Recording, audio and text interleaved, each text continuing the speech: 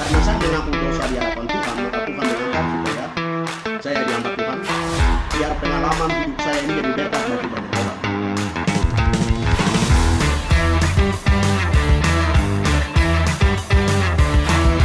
Yohanes 1 ayat 9 di sana berkata bahwa jika kita mengaku perbuatan kita, dosa kita terhadap Tuhan, maka Tuhan itu sayang kepada kita sehingga Dia akan membuka, Dia akan mengampuninya.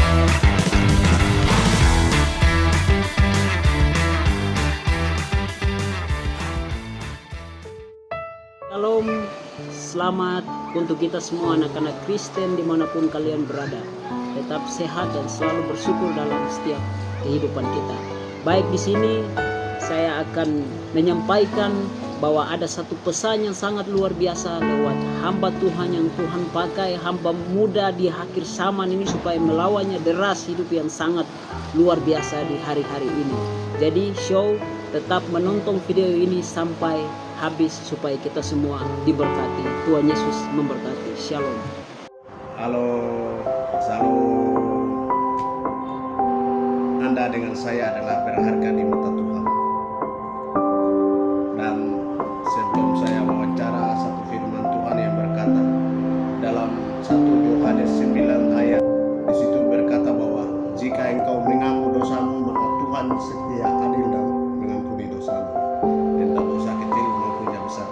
Baik, itu adalah landasan dan kehidupan saya yang masa lalu dan masa kini.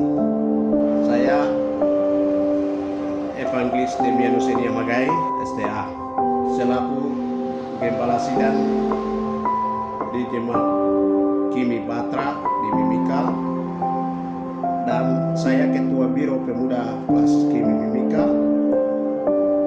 dan saya aktif anggota GAMKI atau pengurus GAMKI periode 2025-2028. Saya juga masih aktif anggota atau pengurus KNPI Harmonies of Energy DPD Kabupaten Mimika. Saya juga masih aktif wakil ketua Angkatan Muda Kemah Injil di Provinsi Papua Tengah.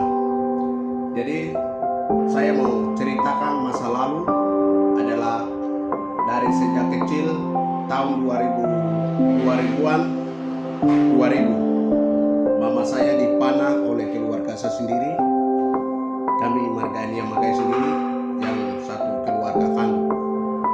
Waktu itu karena masih anak kecil jadi saya biarkan dan mama saya meninggal tahun 2003. Lalu 2012 saya dari sejak SMP itu selalu aktif kegiatan-kegiatan fisik seperti olahraga, pramuka. Tujuan daripada saya adalah supaya saya bisa bentuk mental, fisik, seperti itu. Dan 2012 saya tes akmil. Saya punya maksud adalah ingin mau balas dendam mama saya, karena mama saya dibunuh, maka saya harus balas dendam. 2012 lagi saya gagal dikembalikan ke Kodim 17 Sendrawasi, lalu kembalikan ke Kodim 1710 atau di Kodim Mimika. Setelah itu saya siap mau naik tinggal pendidikan di Kupar Gunung di Sentani. Tetapi waktu itu Pak almarhum Auxilius Joe katakan bahwa anak kamu harus pergi kuliah. Lalu saya tes, kami 10 orang tes kedokteran, saya lulus. Yang 9-nya jatuh saya lolos, dan saya tes di Jogja tapi saya lolos di Sumatera Utara, baru saya pergi kuliah. Saya kuliah kedokteran itu pun tujuan masuk dari saya adalah untuk mau balas dendam saja. Ketika saya di dokter, melalui obat saya bisa bunuh orang yang bunuh mama saya. Sejalannya sedang lagi kuliah saya jatuh sakit dan saya harus pulang ke kampung. Doa adat, doa pelepasan, doa pemulihan. Waktu itu secara adat kita lakukan, tetapi 2013 saya doa puasa. Apakah saya lanjut kuliah kedokteran, atau saya cari di Freeport kerja, atau saya cari kerja pemerintahan, atau yang lain-lain. Dan saya doa puasa, dan puji Tuhan waktu itu 2016 Tuhan kasih tunduk saya pakai jas hitam, dan saya khotbah di gerejanya pas hampir sama seperti mimpi saya itu di Jemaat Patra yang sudah bangun waktu itu sebelum bangun. Jadi teman-teman, saya mau di sini bagikan adalah awal mula dari sejak kecil sampai saya sudah dewasa. 100% saya tidak suka jadi hamba Tuhan. Karena kalau ketika saya jadi hamba Tuhan, belum tentu saya akan balas dendam atas pembunuhan mama saya. Tetapi 2016 saya selalu baca firman Tuhan, tapi firman Tuhan sangat menarik adalah 1 Yohanes 1 ayat 9 yang mengatakan, jika engkau mengaku dosamu, maka Tuhan setia, adil dan mengampuni dosamu. Jadi di situ berkata bahwa dosa kecil, besar maupun Tuhan siap akan mengampuni. Asal kita mengaku di hadapan Tuhan, Tuhan akan ampuni. Jadi firman Tuhan itu sangat membawa saya. Jadi sebuah duri yang selalu tanam dalam hati melalui firman Tuhan itu dikeluarkan.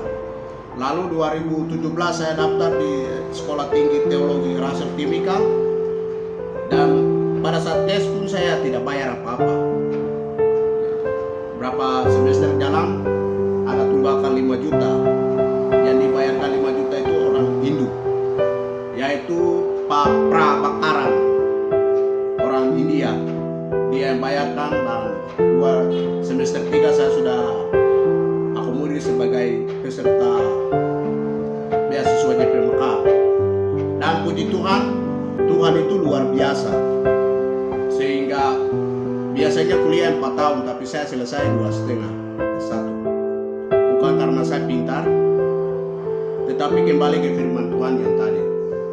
Dan yang selalu saya bawa dendaman dalam hati dari sejak kecil hingga dewasa, itu jadi berkat bagi orang lain, supaya orang lain juga melalui apa yang saya pikir dan saya mengaku, teman-teman juga bisa mengaku.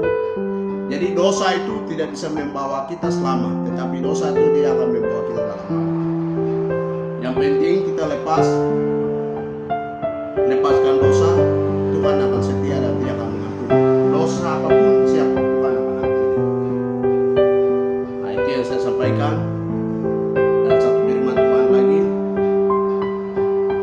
anak-anak Tuhan selalu diandalkan Tuhan. Orang yang diandalkan oleh Tuhan selalu diberkati, dimanapun, kapanpun, dimana saja. Yeremia pasal 17 ayat 1. Biarlah cerita yang saya sedang cerita ini, saya percaya bahwa teman-teman akan diberkati, teman-teman hidupmu akan berubah seperti saya sedang dilakukan. Nah, itu yang saya bisa bagikan kepada teman-teman. Semoga melalui video ini kita sama-sama diberkati oleh Tuhan.